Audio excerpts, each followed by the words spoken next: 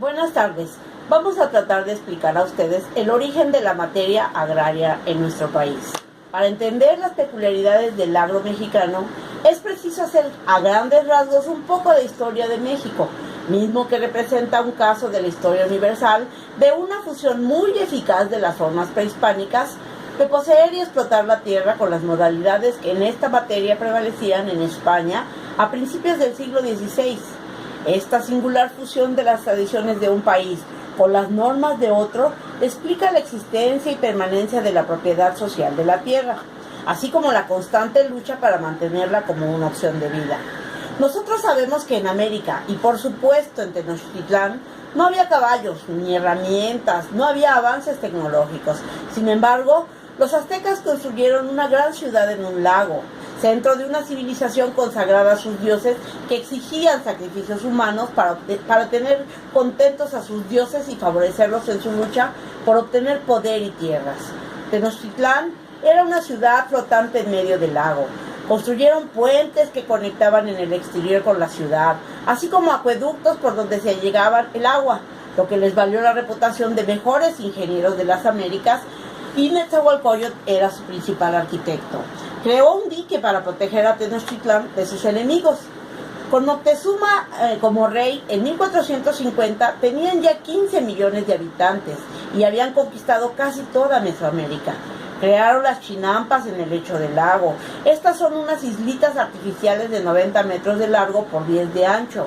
Se tejían una red de palos flotantes en el agua y apilando juncos y hierbas encima, después sacaban fango y se cubrían los juncos para formar la chinampa. Navegaban en canales de agua gigantescos. Producían 7 cosechas al año, mientras que en tierra firme se cosechaban tan solo 2 o 3 veces a lo mucho. Por esto era una ciudad dominante y próspera. Los productos que cultivaban se transformaban, intercambiaban y vendían en las trajineras. Bien, ahora vamos a ver cuáles son los antecedentes del ejido en la ciudad azteca. Decimos que a la llegada de los españoles, por el año de 1520, había unas 120 etnias en nuestro país. Sus características culturales eran muy distintas, pues iban desde el nomadismo de los grupos del norte hasta sociedades muy estructuradas en lo político, lo económico, lo social, como la mexica o la azteca. El Calpulli es el punto de referencia más destacado de la organización social y productiva. Hay grandes semejanzas entre el antiguo Calpulli y el actual ejido. La organización social de los aztecas estaba basada en la distribución de la tierra, que era la riqueza principal. A la cabeza de la organización social figuraba el Tlacatecutli, con sus familiares y su corte, a quien por similitud se le llamaba rey. Para sufragar sus gastos, además de los tributos que debían pagar los barrios de Tenochtitlán, los señoríos aliados y los grupos sometidos y dominados se reservaban las tierras llamadas Tecpantlali. El segundo nivel jerárquico lo ocupaban los tlatoques, que ejercían el mando en las provincias tenochcas, acompañados por funcionarios llamados Tetetcutzin y por sus descendientes, los Pipitzin. Además de recibir una proporción de los tributos, este grupo social tenía bajo control la administración de las tierras de los Tlatocalali, los Pilali y los Tecpilpalali. Un lugar especial lo ocupaban los guerreros, quienes tenían bajo su encargo las tierras llamadas Mixchimali, que permitían sufragar los gastos de guerra. De modo similar, los sacerdotes custodiaban las tierras de los Teotlapalpan, cuyos frutos se dedicaban al sostenimiento de los templos, los gastos ceremoniales y del culto. El término Calpulli significa grandes casas y se utilizaba para designar unidades de la sociedad azteca constituidas por familias. Todos vivían en un mismo sector de la ciudad, ejerciendo en común la propiedad de las tierras que le habían sido asignadas. En Tenochtitlán existían 20 calpulis, integrados tanto por mexicas originarios como por extraños que se habían fundido con la nación azteca. Por su función se asemeja a un clan. El calpulli era además una unidad religiosa y militar. Sus integrantes adoraban un mismo dios en templos erigidos dentro de sus tierras y combatían en los mismos destacamentos. Para tal efecto recibían instrucción militar en el Tepochcali o Escuela de Guerreros, que cada calpulli mantenía.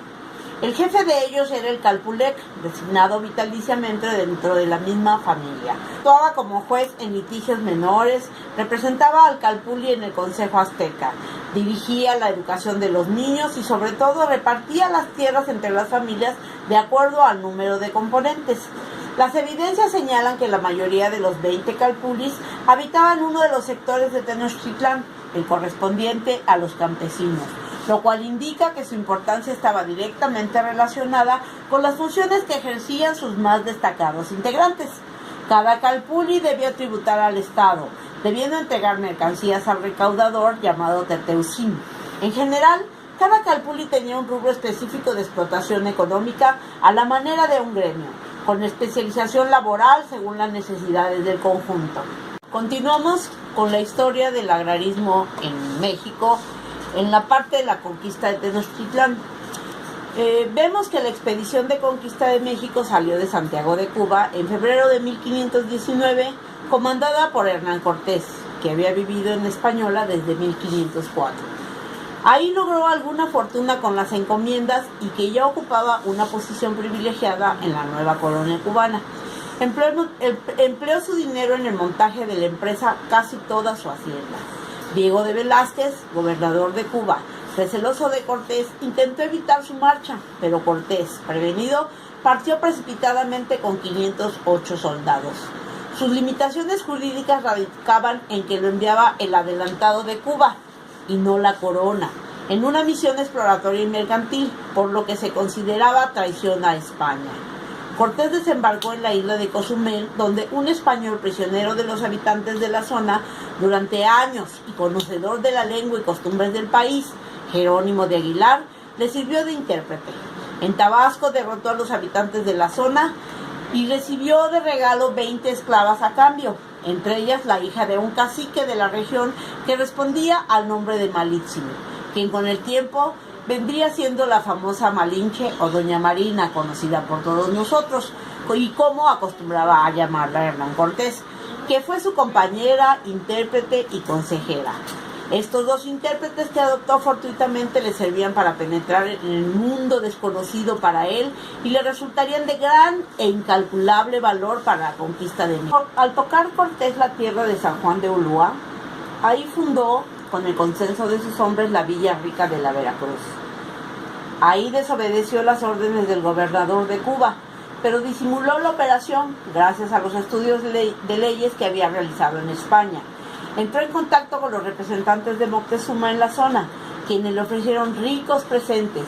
Los españoles organizaron un desfile militar de caballería y artillería con el objeto de mostrar su poder a los mexicas, para reforzar en los habitantes de la zona la creencia de que trataban con seres superiores que Cortés hábilmente supo aprovechar.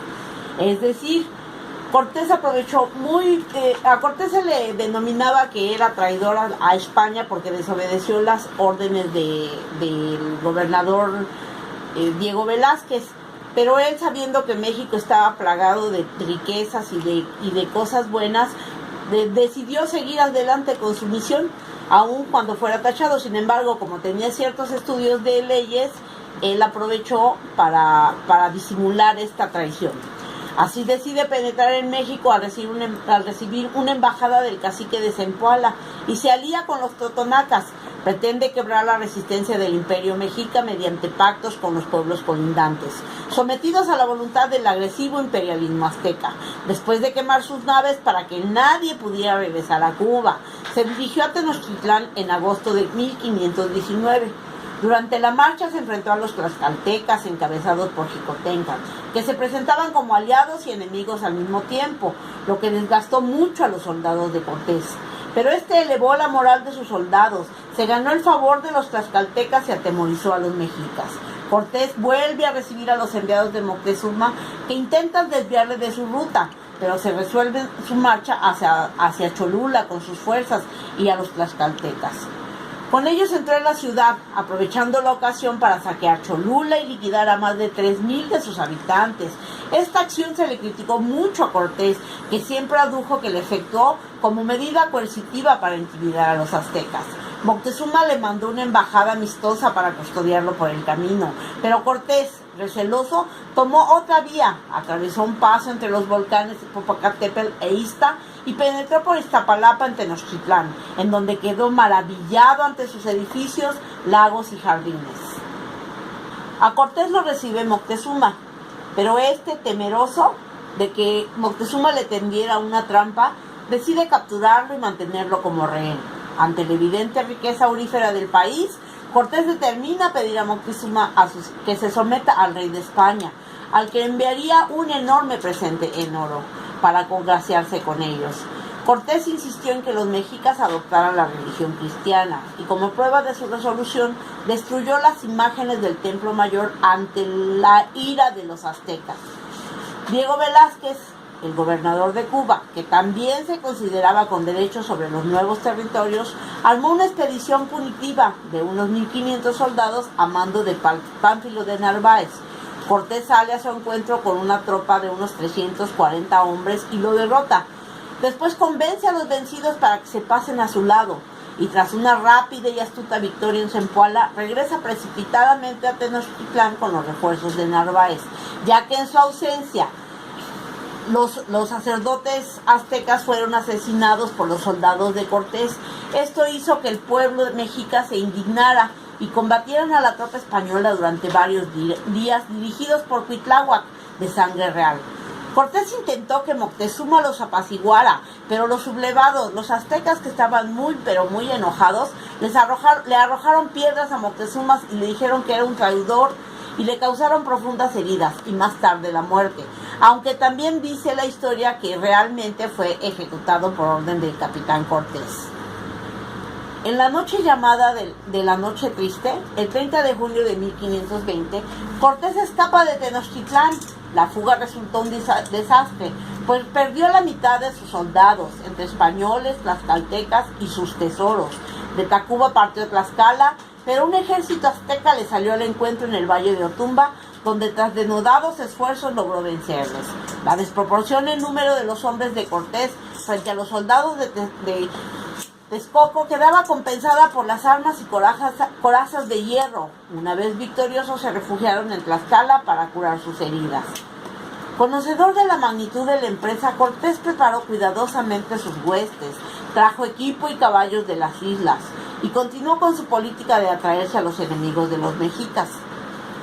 Los aztecas, que se habían organizado ahora bajo la bandera de Cuitláhuac, quien murió de la viruela introducida por un esclavo negro de Narváez, le sucedió el caudillo Cuauhtémoc, o Águila que cae, que se dispuso a enfrentarse al extranjero invasor. Es muy importante hacer notar que en esta guerra de Cortés en contra del imperio azteca, realmente lo que venció a los guerreros aztecas fue la viruela y las enfermedades que los españoles traían de su país. En este país era un país de guerreros muy limpios, mientras que en Europa se bañaban de vez en cuando. Entonces trajeron tantas enfermedades que realmente fueron las que vencieron a nuestros guerreros aztecas. No fue ni la iniciativa ni la inteligencia del tal Cortés. Por otra parte, ya después cuando hubieron conquistado el imperio azteca, esta conquista interrumpió una floreciente civilización. Los habitantes se vieron desarraigados de su propia cultura y además los resultados psicológicos de la conquista distorsionaron el carácter de los amerindios. Entre ellos apareció el concepto peyorativo del malinchismo, una relación de sometimiento y colaboración con el invasor extranjero. Quizás este término, basado en un sentimiento patriótico frustrado, no responde completamente a la realidad, pues la Malinche había sido entregada como esclava por su propia gente, además de que pertenecía a tribus costeras, que eran asimismo víctimas de la dominación española.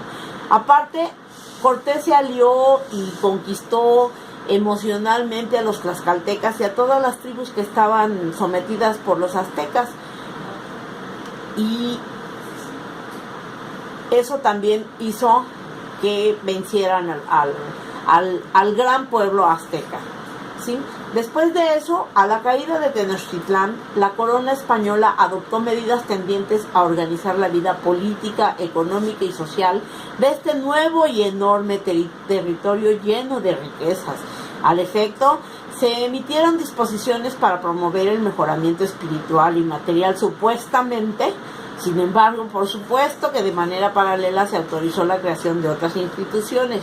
En primer término, se creó la encomienda, cuyo propósito era modificar las costumbres de los naturales y obtener tributo y tierras. La encomienda fue el premio que se concedió a la mayoría de los soldados que vinieron con Cortés. Consistió en otorgarles, en encomendarles la custodia y cuidado de cierto número de indios a fin de que los evangelizaran paralelamente. Pero por supuesto que se les concedió el derecho de explotar directamente el trabajo de los indios encomendados, en especial mediante la recaudación de tributos. En breve tiempo se pudo documentar el increíble abuso de los encomenderos. La explotación absoluta de los hombres, mujeres, ancianos y niños fue tan devastadora que rápidamente acabaron con la población del Imperio Azteca. Debido a la terrible trato que daban los españoles con las famosas encomiendas a nuestra población azteca, de inmediato se levantaron voces exigiendo la desaparición de esta institución. La corona española supuestamente atendió estas quejas y suprimió la encomienda, pero mantuvo las mercedes y el repartimiento, que no fueron sino diferentes modalidades de explotación, el trabajo de los indios y devolverlos a desposeer de su tierra. La conquista, el hambre y las epidemias hicieron que a fines del siglo XVI el actual territorio mexicano disminuyera de 20 millones a menos de 2 millones de habitantes, una disminución del 90%. Este increíble despoblamiento, que solo en muy pequeña proporción puede calificarse como intencionada, hizo indispensable adoptar muchas medidas tendientes a proteger a la población indígena, garantizándole los medios de vida necesarios. Sin embargo, el daño principal ya estaba hecho. Las encomiendas, las mercedes y los repartimientos, así como el despoblamiento, habían sentado las bases de la constitución de enormes latifundios. El origen de los latifundios. A pesar de la supuesta normatividad novohispana y de su supuesta preocupación por nuestros indígenas, los 3 siglos de dominación española se caracterizaron por el despojo de la propiedad, la explotación y la expoliación de los indígenas, la concentración de la tierra en manos de los peninsulares. La propiedad comunal de los indios fue objeto de un permanente y sistemático despojo por parte de los conquistadores colonizadores. Al principio mediante las mercedes, repartimientos, las adjudicaciones, confirmaciones, composiciones, acciones de compra, venta, remates y la usurpación violenta. Como se señala, las encomiendas repartían a los indígenas entre los conquistadores, con la obligación de estos de ampararlos supuestamente y enseñarles la doctrina cristiana. A cambio de esa protección y educación, el encomendero tenía la facultad de cobrar en dinero y especie parte del tributo que debían pagar los encomendados. El resultado real fue que esta cristiana institución sirvió más para convertir a los indios en esclavos y siervos que para su evangelización. Como producto de la despoblación, el despojo, los repartos legales, las mercedes y otras acciones similares, se estima que a finales del siglo XVII más de la mitad de las tierras de cultivo y agostadero de la Nueva España estaban en posesión de los españoles en el área mesoamericana de México, sin considerar la zona maya, que comprende Yucatán, Campeche, Quintana Roo, Tabasco y Chiapas. Los españoles se apropiaron de 170,000 kilómetros cuadrados, que representaba el 30% de la superficie total de esa área. Ahora, con el cura Hidalgo y principalmente con Morelos, estos postularon la necesidad de moderar la extrema desigualdad que prevalecía en el país, en especial por medio de la constitución de una clase social formada por pequeños propietarios. En diciembre de 1810, en Guadalajara, don Miguel Hidalgo y Costilla expidió un decreto en el que ordena que se entreguen a los referidos naturales las tierras para su cultivo, sin que para lo sucesivo puedan arrendarse, pues es su voluntad que su goce sea únicamente de los naturales y en sus respectivos pueblos.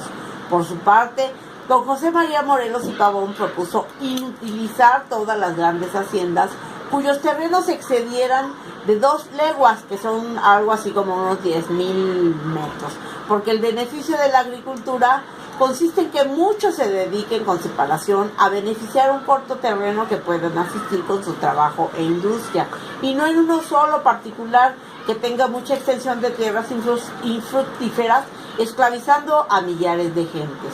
Como la independencia fue consumada por españoles criollos, temerosos de que en México se aplicara la Constitución liberal, empezó a regir nuevamente la ley de España a partir de 1820. No se modificó ni se intentó modificar para nada la estructura agraria. Fue hasta 1856 en que el ministro Miguel Lerdo de Tejada promovió la ley de desamortización de bienes de corporaciones civiles eclesiásticas, conocida también como la ley de desamortización o ley Lerdo de Tejada. El propósito expreso era hacer circular la tierra en manos muertas, mediante la adjudicación a los arrendatarios. Dicho ordenamiento, junto con la llamada Ley de Juárez, que establecía el registro civil y secularizaba los cementerios, fue la causa principal de la guerra civil que estalló en 1857. En efecto, en su artículo 8, la ley Lerdo excluía de la desamortización a los ejidos y terrenos destinados a servicio público de las poblaciones a que pertenezcan. Sin embargo, en el artículo 27 de la Constitución del 1857 ya no incluyó ese candado de la ley Lerdo. Eso implicó que las tierras ejidales de los pueblos sí podrían ser objeto de denuncia y compra por parte de los particulares que se hicieran pasar como posesionarios o arrendatarios. Hablemos un poquito de don Porfirio Díaz, que durante su larga permanencia en el poder se emitieron dos ordenamientos fundamentales para la cuestión agraria: el decreto sobre colonización y compañías delindadoras y la ley sobre ocupación y enajenación de terrenos baldíos. Estas leyes tenían el fin expreso de identificar las tierras que no tenían propietario, para incorporarlas a la vida económica del país mediante su deslinde, medición y venta a particulares. Las compañías deslindadoras asumieron mediante concesión del gobierno la responsabilidad de localizar terrenos baldíos, deslindarlos y medirlos, y de transportar hasta ellos a los colonos que debían trabajarlas una vez que estuvieran fraccionados.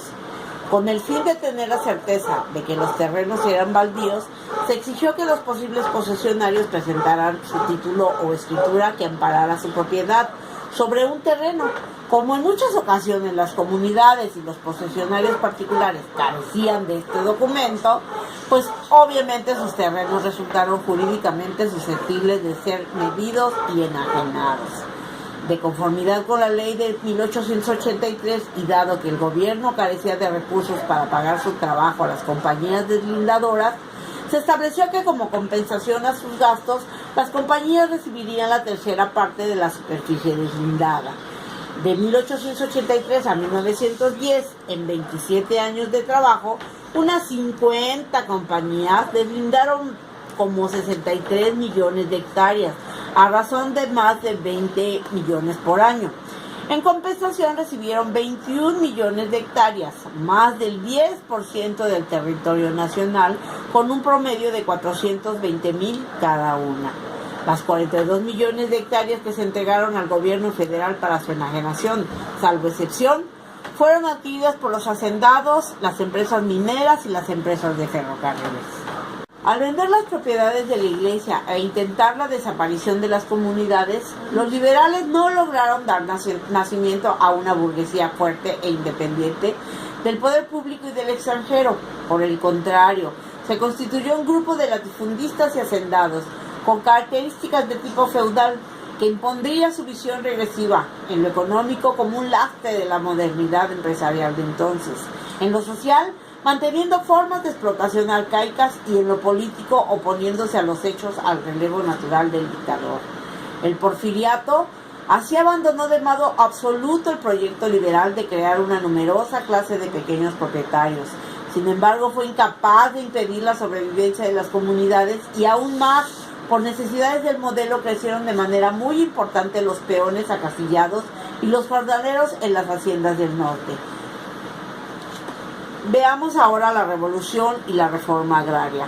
La dictadura del Porfirio Díaz generó un conjunto de contradicciones que afloraron plenamente a partir de 1910.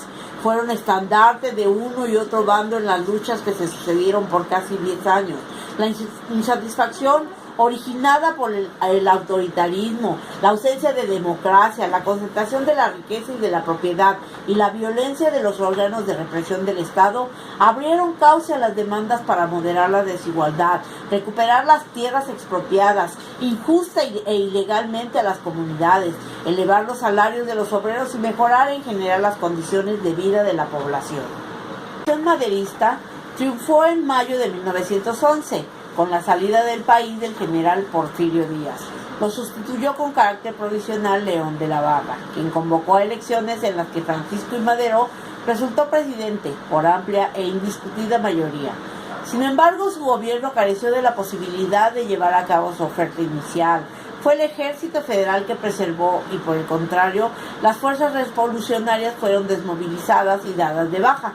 Además, la plena libertad de imprenta y el hecho de que no contaran con una mayoría en el Congreso imposibilitaron que Madero pudiera lograr que se aprobaran las leyes necesarias para cumplir los postulados del Plan de San Luis. Por ello, las promesas agrarias no se cumplieron, lo cual generó inconformidad entre diversos líderes y caudillos. El asesinato de Madero y Pino Suárez y la usurpación de Huerta desataron la guerra en todo el país. En Coahuila, en 1913, Venustiano Carranza emitió el Plan de Guadalupe, que solo se refiere a los asuntos políticos militares propios del desconocimiento de Huerta como presidente de la República Mexicana. Sin embargo, el propio Carranza pronunció poco tiempo después, en Hermosillo, un discurso en el que alude a la revolución social que seguirá al cambio político por el que se luchaba en esos momentos.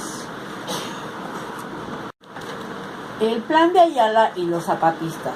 El movimiento encabezado por Emiliano Zapata fue similar en muchos aspectos a otros movimientos agrarios, tanto en los motivos como en las estrategias de lucha. La mayor parte del ejército zapatista estuvo compuesta por campesinos libres. Su principal sustento era la solidaridad aldeana, el respeto a una autoridad avalada por la tradición y la no remuneración o pago a los soldados. Sus dirigentes, entre los que se encontraban campesinos, obreros e intelectuales, mostraron siempre una gran adhesión a los ideales del movimiento, por lo que éste se mantuvo siempre en considerable unidad. El artículo 27 de nuestra Constitución Política nos dice que la propiedad de las tierras y agua comprendidas dentro de los límites del territorio nacional corresponden originalmente a la nación, la cual ha tenido y tiene el derecho de transmitir el dominio de ellas a los particulares, constituyendo la propiedad privada. Las expropiaciones solo podrán hacerse por causa de utilidad pública y mediante una indemnización. En su inciso 7 nos dice que se reconoce la personalidad jurídica de los núcleos de población ejidales y comunales. Se protege la propiedad sobre la tierra tanto para el asentamiento humano como para las actividades productivas. La ley protegerá la integridad de las tierras de los grupos indígenas. La ley, considerando el respeto y fortalecimiento de la vida comunitaria de los ejidos y comunidades, protegerá la tierra para el asentamiento humano, regulará el aprovechamiento de tierras, bosques y aguas de uso común y la provisión de acciones de fomento necesarias para elevar el nivel de vida de sus pobladores. Actualmente el Gobierno de México dice que está delineando una reforma agraria para fortalecer los derechos de las empresas privadas que hacen negocios con propietarios rurales, con miras a atraer inversión e impulsar la economía, según dos personas familiarizadas con el plan. La legislación aprovechará una reforma energética completada el año pasado y que dio al gobierno más poder para actuar en favor de inversores en disputas con propietarios comunales de tierras rurales conocidas como ejidos. Dijeron que los funcionarios gubernamentales y del Partido Revolucionario Institucional. El proyecto, que forma parte de la reforma agraria más amplia, está en manos de la Secretaría de Desarrollo Agrario, Territorial y Urbano, la SEDATU, que tendrá que crear un equilibrio legal más firme para los inversores sin encender protestas de los propietarios de las tierras, dijeron las fuentes bajo condición de anonimato. La mitad de la población de México viviendo en la pobreza, una gran parte de ellos en zonas rurales. Los derechos de los propietarios de las tierras comunales o ejidatarios han sido protegidos durante mucho tiempo. El presidente Peña Nieto podría enfrentar gran oposición al proyecto, especialmente de los grupos de izquierda. Quienes apoyan la reforma dicen que México pierde empleos e inversión al no dar suficientes garantías a los inversores. a quienes les preocupa que, bajo la ley actual, puedan ser forzados en cualquier momento a renegociar acuerdos con los ejidos. Ofrecer certeza legal a los actores económicos es fundamental para mejorar el desarrollo rural, dijo Francisco García Cabeza de Vaca, un legislador de Partido Acción Nacional, de centro derecha, quien encabeza la Comisión de la Reforma Agraria del Senado. Tenemos que dar certidumbre al ejido, pero también dar la posibilidad, en un momento dado, que el sector privado pueda trabajar mano a mano con los núcleos agrarios. Es el gran tema, dijo Cabeza de Vaca. Un portavoz de la Secretaría de Agricultura dijo que el departamento estaba trabajando con la SEDATU en una reforma para hacer los ejidos más productivos y que los derechos públicos de la tierra serían salvaguardados. Un portavoz de la SEDATU no respondió solicitudes de comentarios. Peña Nieto había apostado por una reforma energética para reactivar la debilitada economía de México, pero la caída de los precios del petróleo ha hecho menos atractiva esta industria. Bien, esta es a grandes rasgos la explicación del agrarismo en nuestro país desde el tiempo del Imperio Azteca. Muchas gracias por su atención, gracias por ver este video y no olviden suscribirse y darle like.